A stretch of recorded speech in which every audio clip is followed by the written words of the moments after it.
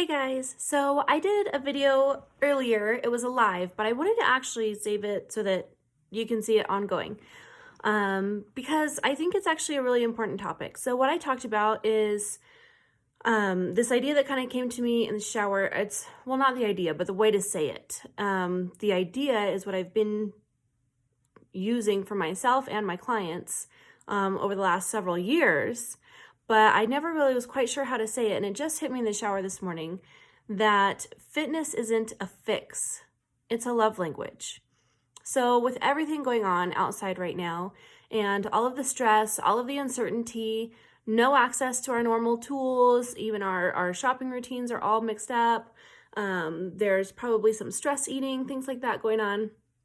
So some people are just like, hey, it's okay.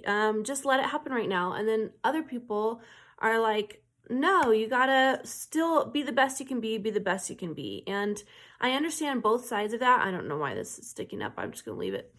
I understand both sides of that. But I guess for me, neither one of those really fully resonated with me. And I thought, why not? And it's because for me, fitness isn't something that I do because I'm supposed to, because I should, because I don't know, I have to for some reason. It actually is a stress reliever for me. It's an outlet for me. It helps stave off depression, it helps with anxiety, it helps all of these things. And so I just thought, like, if you are dealing with those things and rest or other things is how you deal with that best, then great. You know yourself, you know your body, you do what you need to do. But if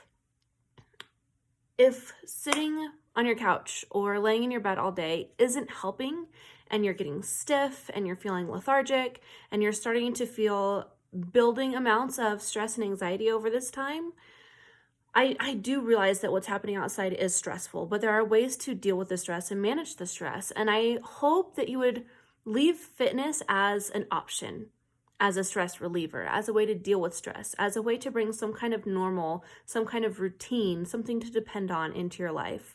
It can look any way you want it to look. For me, I love cardio for, honestly, mental health, probably even more than physical health. Honestly, so this has been back really when I was in college is the first time I remember it being this strong. But it was my first time leaving home. I left from Nebraska, went to California, total culture shock. I was around so many people and it's beautiful, but I was also around nobody that I knew. I didn't have my best friends just there anymore to talk to. So thankfully, I did meet another friend. Her name's Hannah. And towards the end of the day, we would meet up at this dirt track at my college. And we would do one warm-up lap, walking around like, oh, today was so hard. I miss my family. I feel out of place. I don't know what to do, etc. We gave ourselves one lap to be doing that. And then we put our headphones in with our music and we ran our own laps at our own pace. And then came back. And every single time we came back at the end to do our cool down lap, it was like, you know what? I learned this. You know what? This is a blessing because, et cetera, et cetera. So it started out with, we had all these frustrations that we didn't quite know what to do with, but just doing that cardio, even on our own, we weren't doing it together the whole entire time. But then afterwards, coming out and being able to do, like, turn all of that into a positive, to be able to have processed it and dealt with it, that kind of process I've kept with me with my cardio. I haven't seen Hannah in years, even though I still love her as much as I did then. But that was just, it was a habit. We did it almost every night for a while. And so now, as I left college and have moved around different places in my life, that's still what I use cardio for.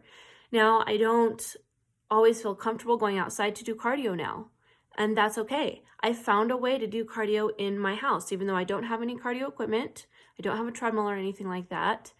But I found other ways to do my cardio where I give myself the time period of one song. I get one song to think about what's stressing me out, what's going on. And then I just turn up the music and I just get out of my head and just listen, just feel. I don't know what it is. I don't know if it's like the repetition or the cadence. I don't know. Anyway, after about 30 minutes, I'm totally different. I'm awake, I'm calm, I'm comfortable, I'm alive, I'm energized. So, and that's just the cardio part. Strength training is also something, it's an outlet for me and I love it.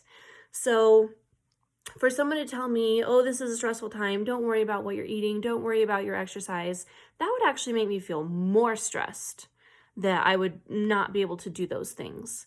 So as you're going through this time, I realize that everyone deals with things in their own ways, but don't look at fitness as like, oh, that's just more stress and I can't do it because I don't have my gym or whatever. I hope you can get creative with it a little bit. I hope that you can start to find ways to turn it into a stress reliever. Maybe you and your partner try yoga together and it's hilarious and you're laughing the whole time. And as far as the yoga session, it was pretty worthless, but it totally changed your mood and lifted you up and bonded you closer together.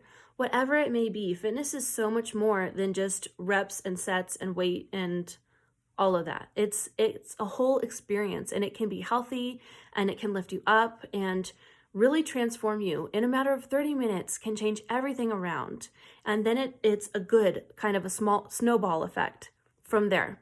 So I just wanted to kind of put that idea out there that no, you shouldn't have to do it as far as like staying on track or I don't know, so that you don't come out of quarantine heavier than you went in or whatever it might be.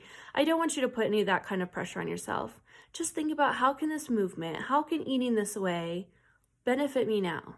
How can it benefit me now? And see if it's worth it to you to keep it up. That's all. All right, thanks. Bye.